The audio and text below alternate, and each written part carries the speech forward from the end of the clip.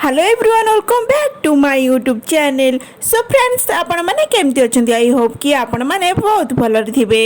तबे ए वीडियो रे नेई के आसी आपण माने पई एक खुशी खबर जहाँ विषय में कहया पई जाउछि आपण माने देखि कि निश्चय भाव में जानी पार्थिबे मो कहा विषय रे कहया पई जाउछि।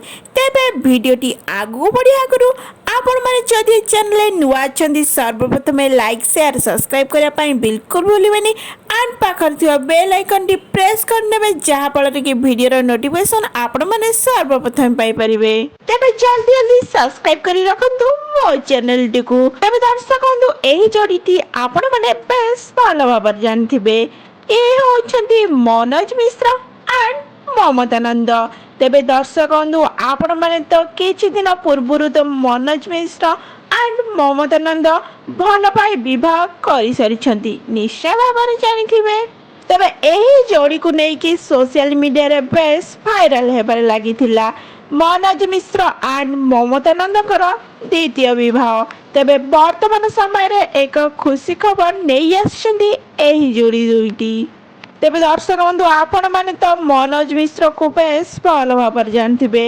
मनोज मिश्र आगुरु जण को बा होई सारिथिले एंड मनोज मिश्रଙ୍କର गोटे झियो मध्य अछंती।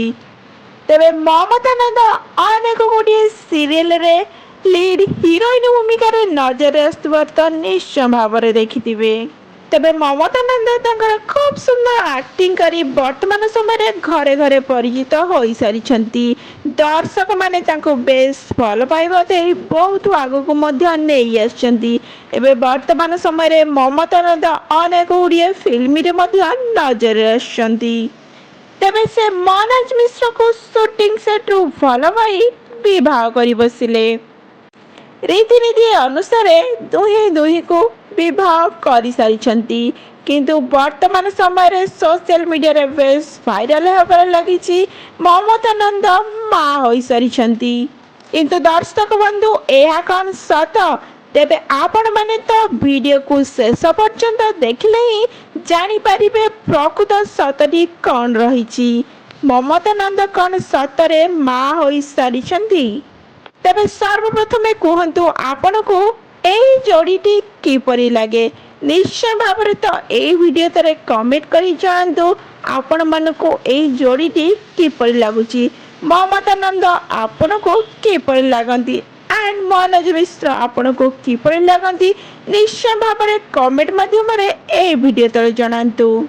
एही जोड़ी कर किए फैंस अछंती निश्चय भाव एही वीडियो रे कमेंट करी जणांतु एंड वीडियो को फुल वॉच करंतु। फुल वॉच कले ही आपण माने फुल डिटेल्स पाई परिबे।